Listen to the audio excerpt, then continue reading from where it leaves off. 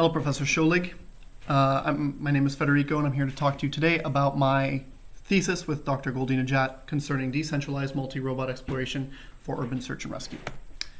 Professor Goldina-Jat's research centers a lot around search and rescue, specifically urban search and rescue, which involves pulling human victims out of collapsed structures.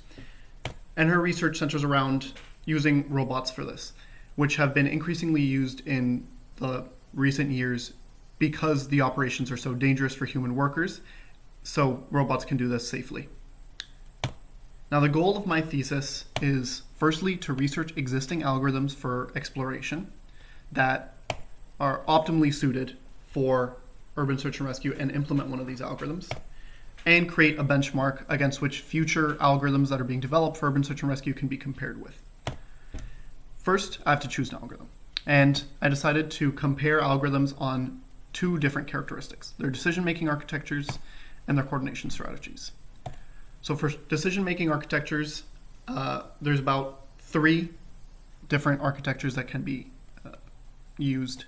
First, decentralized, which robots communicate with nearby robots, and all robots are the same and make their own decisions. Centralized, where a central agent or robot makes the decisions for all other robots and must be in constant communication with every single robot on the field. And hybrid, in which the robot team is divided into smaller centralized teams. The main benefit of decentralized architectures is it uses far less communication and is more robust to failures in communication or damages to any single robot, while centralized and hybrid, despite using large resources to communicate with every other robot, can lead to optimal solutions since they have access to all the information or almost all the information available. Now, for coordination strategies, I divided it into 2 different strategies: explicit and implicit.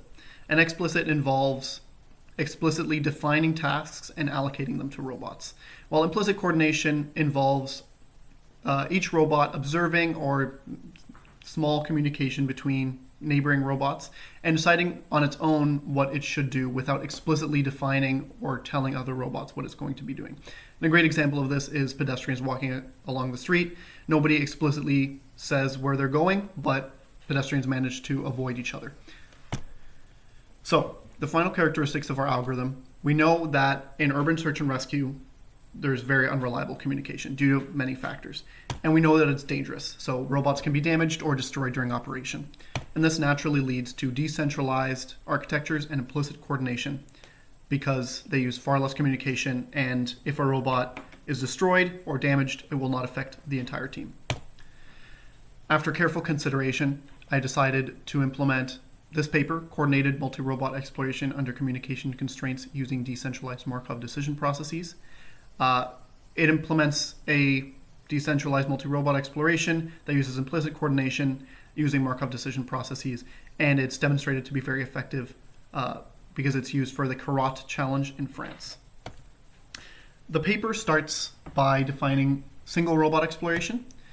It defines the Markov decision process in 3 steps. First, it divides the world into a pixel occupancy grid and then a hexagon occupancy grid. This hexagon occupancy grid drastically reduces the number of possible states. Then it propagates rewards along the frontiers between unknown and free hexagons.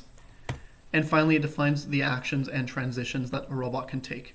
And using these 3 steps, it naturally defines the entire Markov decision process, which can then be solved.